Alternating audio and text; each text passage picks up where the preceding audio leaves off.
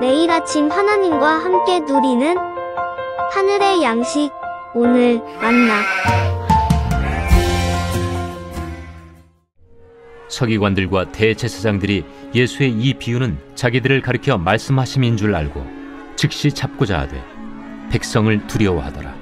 이에 그들이 엿보다가 예수를 총독의 다스림과 권세 아래에 넘기려 하여 정탐들을 보내어 그들로 스스로 의인인 체하며 예수의 말을 책잡게 하니 그들이 물어 이르되, 선생님이여, 우리가 아노니 당신은 바로 말씀하시고 가르치시며 사람을 외모로 취하지 아니하시고 오직 진리로서 하나님의 도를 가르치시나이다. 우리가 가이사에게 세를 바치는 것이 옳으니까 옳지 않으니까. 예수께서 그 간계를 아시고 이르시되, 데나리온 하나를 내게 보이라. 누구의 형상과 글이 여기 있느냐? 가이사의 것이니이다. 그런즉 가이사의 것은 가이사에게, 하나님의 것은 하나님께 바치라 하시니 그들이 백성 앞에서 그의 말을 능히 책잡지 못하고 그의 대답을 놀랍게 여겨 침묵하니라. 부활이 없다고 주장하는 사두개인 중 어떤 이들이 와서 물어, 선생님이여, 모세가 우리에게 써주기를 만일 어떤 사람의 형이 아내를 두고 자식이 없이 죽으면 그 동생이 그 아내를 취하여 형을 위하여 상속제를 세울지니라 하였나이다. 그런데 칠형제가 있었는데 마지가 아내를 취하였다가 자식이 없이 죽고 그 둘째와 셋째가 그를 취하고 일곱이 다 그와 같이 자식이 없이 죽고 그 후에 여자도 죽었나이다. 일곱이 다 그를 아내로 취하였으니 부활 때 그 중에 누구의 아내가 되리이까?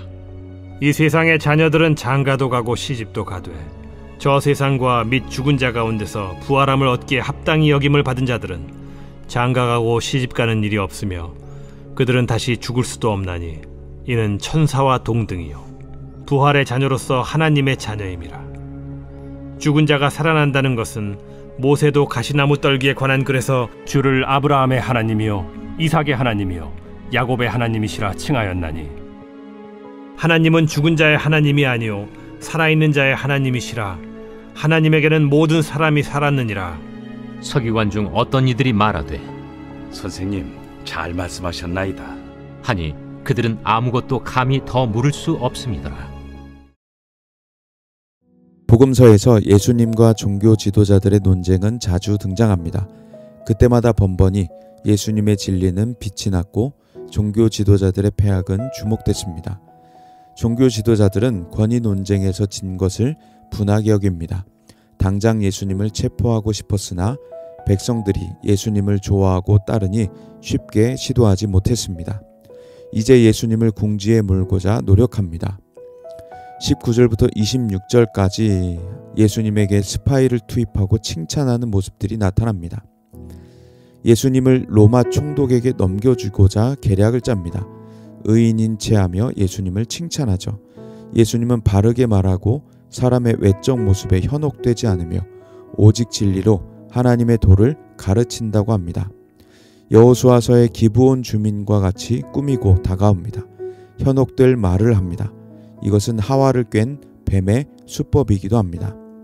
악과 거짓은 이처럼 다른 모습으로 위장해서 다가오기도 합니다. 그들이 정말 하고 싶었던 질문은 가이사에게 바치는 세금이었던 것이죠. 23절부터 26절까지는 예수님께서 대답하십니다. 만일 세금을 내지 말라고 하면 로마와 문제가 생기고 세금을 내라고 하면 유대 극단주의자들에게 로마 앞잡이로 몰릴 수 있는 일이었습니다. 세례 요한의 권위를 물으셨던 예수님의 방법을 그들이 쓰고 있는 것이었습니다. 어느 하나를 택해도 예수님은 난처해질 수 있었던 것이죠. 예수님은 간단하게 해결하십니다.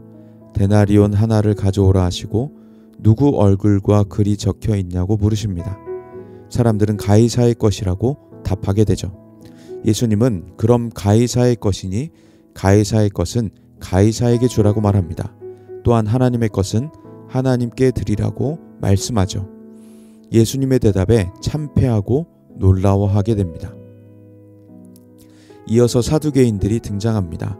이들은 강한 정치력을 가진 집단이었죠. 부유층, 귀족들, 제사장 등으로 이뤄져 정치와 종교에서 기득권을 가진 이들이었습니다. 그들이 부활에 대해 질문합니다.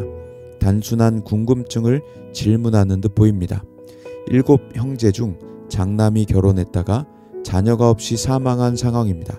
이때 다음 형제가 결혼을 해서 가문을 이어가게 했었죠. 신명기 25장에 나오는 제도입니다. 그런데 둘째, 셋째, 7 모두가 아이 없이 죽게 된 상황, 그리고 여자도 죽게 됩니다. 이때 부활 때 누구의 아내가 되겠냐고 묻는 것이었죠. 7 중 하나의 아내가 된다고 말하면 부활이 없는 그들의 주장에 휘말리게 되는 것입니다. 예수님의 대답은 아주 간단합니다. 이 세상에서의 결혼은 인정하시고 부활의 때를 이 세상의 연장선으로 보는 것은 부정합니다. 부활의 때는 결혼도 죽음도 없는 것이고 천사들과 같다고 가르치십니다. 또 모세에게 하신 하나님의 소개, 아브람, 이삭, 야곱의 하나님이라는 것을 말씀합니다. 모세 당시 아브람, 이삭, 야곱은 세상에서는 죽은 자였으나 부활의 세계에서는 영생하는 존재였던 것이죠. 그래서 하나님은 죽은 자의 하나님이 아닌 영원히 산 자의 하나님으로 살아계신 하나님이라고 증언하는 것이었습니다. 이를 지켜보던 서기관은 감탄합니다. 예수님의 논리력, 성경 실력 등에서 어떤 이도 어떤 질문을 하지 못하게 됐다는 것을 깨달았던 것이죠. 예수님은 이처럼 모든 것을 알고 계신 분으로 사람의 마음을 꿰뚫어 봅니다.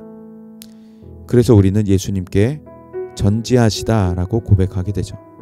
그 사람이 외적으로 다른 말을 하더라도 예수님을 속일 수는 없는 것입니다. 감언 이설이 통하지 않는 주님이시죠. 그 주님에게 지식적 도전은 상대가 안 되는 것입니다. 주님은 그 전지성으로 우리를 돌보고 계십니다.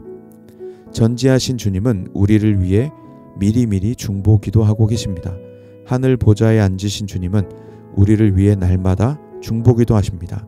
미리 아시고 악인의 괴계로부터 우리를 지켜주시죠. 성도의 삶을 보호하시고 가정과 교회를 지키십니다. 이단 등에 빠지지 않도록 속여 이득을 취하려는 자들로부터 우리를 보호하시는 주님입니다. 그 주님의 기도가 있기에 우리는 오늘도 평안히 살아갈 수 있습니다. 요한일서 5장 18절 말씀에 하나님께로부터 난 자는 다 범죄하지 아니하는 줄을 우리가 아노라. 하나님께로부터 나신 자가 그를 지키심에 악한 자가 그를 만지지도 못하느니라 합니다. 이처럼 주님께서 우리를 지키고 계시기에 악이 우리를 만지지도 못하고 그래서 우리는 범죄하지 않게 되는 것입니다.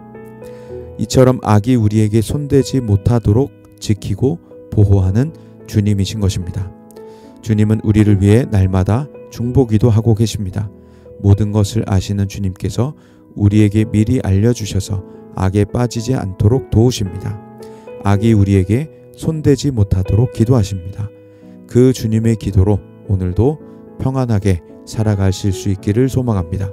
그리고 전지하신 주님께 어코딩 투 하시는 주님께 우리의 모든 주파수를 맞추고 주님만을 따르는 우리의 하루 삶이 될 수 있기를 간절히 기도합니다.